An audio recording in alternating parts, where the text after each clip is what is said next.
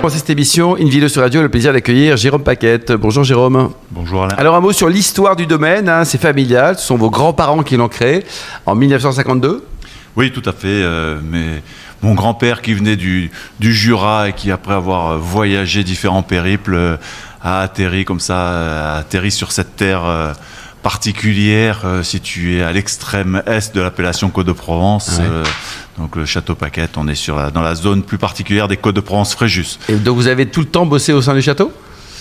Moi personnellement, oui, moi j'ai toujours bossé là. Il se trouve que je travaille aussi comme consultant sur l'ensemble de la Provence.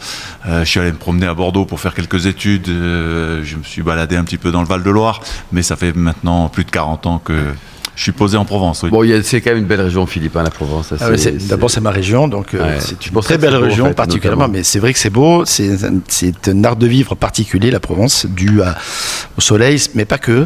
Aussi à cette différence de géologie entre le bord de mer et l'intérieur, les fameux massifs de l'Estérel, des Maures, etc., qui ont une vraie influence sur le climat. Donc sur le style de vin qui est produit. Et Fréjus fait partie de ces nouvelles appellations, hiérarchisées ou sectorisées un petit peu plus la Provence. C'est vrai que c'était un ensemble de Côte de Provence qui était assez large, 20 000 hectares, et puis finalement Pierrefeu, Lalonde, Fréjus sont des bons exemples de terroirs définis. Et de richesse aussi. Et de richesse. Parce qu'il y a une spécificité particulière. Et vous, Christelle, vous aimez les vins de Provence ? Ah oui, beaucoup. On en fait de plus en plus au magasin, en plus dans toutes les couleurs. Parce que c'est vrai qu'on connaît beaucoup la Provence par ses vins rosés, alors qu'il y a un vrai terroir à vin blanc, à vin rouge. Et d'ailleurs, je crois qu'il y a une histoire, puisque avec votre grand-mère et le fameux cépage Rolle de la région. Oui, on est très attaché. Alors, on est en Provence. Chez nous, on produit principalement du rosé, mais on produit une part de rouge et effectivement une part de blanc, un petit peu plus de 10% de notre production, et quelque chose de très historique chez nous, puisque mon grand-père, malheureusement, est décédé très jeune d'une crise cardiaque. C'est ma grand-mère qui a repris la propriété. Ouais. Et il n'y avait pas de blanc. Un jour, elle se promène, elle va essayer de vendre son vin. Elle se retrouve du côté de Nice et elle goûte un vin de l'appellation Bellay. Elle trouve ça très bon. Et elle dit, mais c'est fait avec du quoi ? On lui dit avec du Rolle. J'ai le droit d'en planter ? Oui, madame.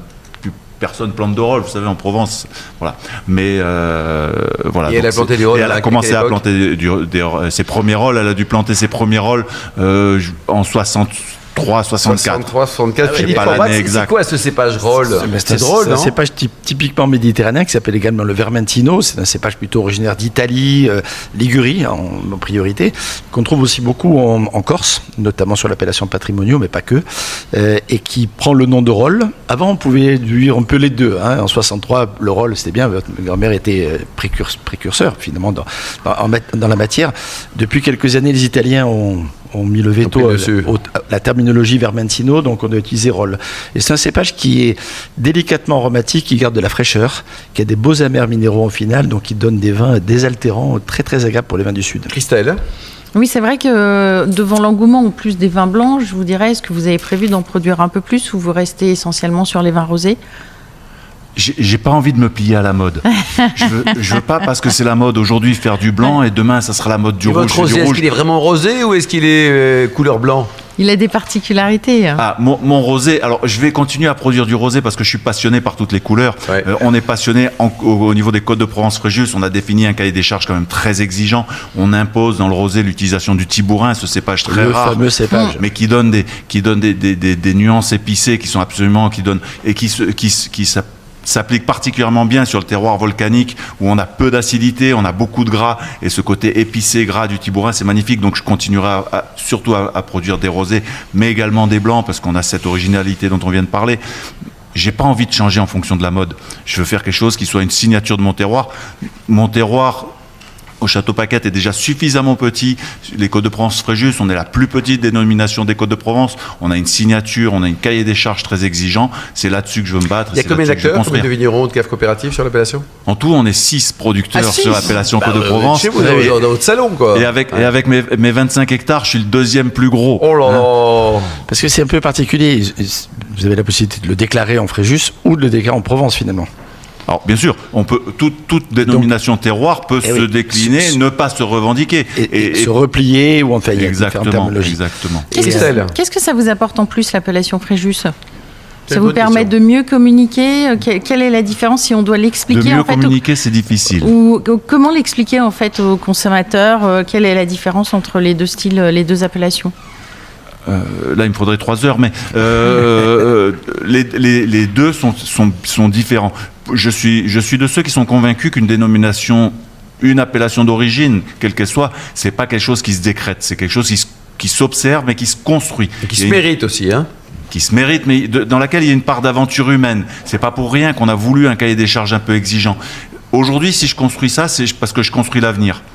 Parce que je veux que mon fils puisse continuer cette même aventure et les D'accord, autres. mais le terroir de Fréjus, est-ce qu'il a de spécifique, c'est justement cette origine. On a plusieurs spécificités. La spécificité principale, c'est d'ordre terroir pur, c'est-à-dire le sol et le climat. Le sol, on a ce marquage qu'on ne trouve pas ailleurs. Le sol a ce marquage très particulier de cette signature volcanique. Alors très très vieux volcan, on n'est pas en Auvergne, 250 millions d'années, on est très très très vieux volcan. Moyennant quoi, cette signature volcanique...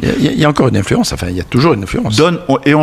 Certaines études montrent qu'on est typiquement sur des sols qui conduisent à des faibles niveaux d'acidité, mais pour autant des vins c'est souvent l'acidité qui porte la fraîcheur. Chez nous, la fraîcheur est portée par une forme de minéralité bien spécifique.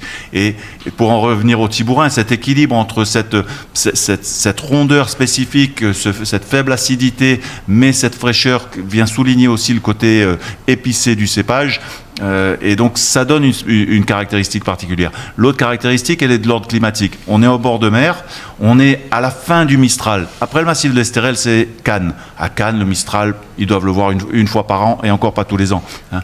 Mais on est à la fin. Quand il y a le festival de Cannes. Voilà, quand il y a le festival de Cannes. Mais on est à la fin du Mistral. Par contre, on est à la fin de l'autre côté du grec. Ce qu'on appelle le grec, c'est le vent qui vient de l'Est, le vent qui vient du golfe de Gênes, celui qui nous amène la pluie. On est au pied du massif du Lachin, qui est le point culminant. Vous êtes au paradis, là, franchement. On a des vents des 4 directions. Et ces vents des 4 directions créent un climat très particulier. Christelle. Le Tibourin, c'est vrai qu'on en entend moins parler. Est-ce que vous pourriez nous dire pourquoi? Parce que vous avez la façon dont vous dites, c'est qu'apparemment ça apporte des aromatiques vraiment particulières. Donc pourquoi c'est pas plus développé? Déjà, il va pas vous faire un rosé pinky. Alors si vous voulez un rosé très affriolant à l'œil, c'est mal barré avec le Tibourin. Il n'y a pas le côté fuchsia, non? Voilà, il n'est pas fuchsia, il va être dans les ors roses. Hein. D'ailleurs, le jour où je me suis marié, j'ai choisi un or rose comme alliance pour bien signer ça. Et vous êtes toujours marié? Je suis toujours marié. Ça, c'est important, Jérôme. Mais voilà, donc le Tibourin, il est difficile à cultiver. C'est un cépage qui est très fragile, qui a une peau extrêmement fine, qui peut partir en barigoule, comme on dit, pour prendre une expression chez nous, hein, qui peut s'abîmer et se détériorer très rapidement à la veille des vendanges. C'est un cépage qui a besoin de soins excessivement précis au moment de la taille, de l'ébourgeonnage, c'est-à-dire la taille en verre. C'est 5 fois, 6 fois plus de temps qu'un grenache, par exemple, à ce niveau-là.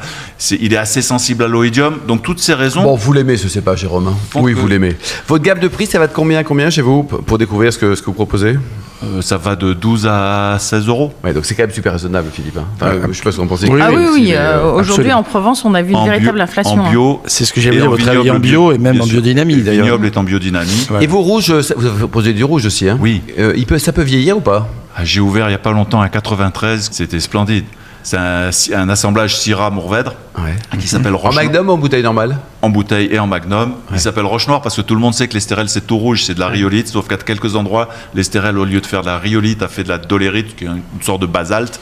On a la chance sur la propriété d'avoir 2 veines de basalte. On plante nos vignes pour le rouge sur ces veines de basalte. La température du sol est tout petit peu plus élevé sur ces sols un peu plus sombres. Donc ça permet de mûrir. Favorable à aller chercher des concentrations. Allez, Jérôme, pour terminer, température de service, donc ça va de combien? On sert à quelle température vos blancs, rouges, rosés? 12 degrés, c'est bien. 10, 12, pas en dessous. Pour les 3 couleurs? Pour les rouges, on va aller 14.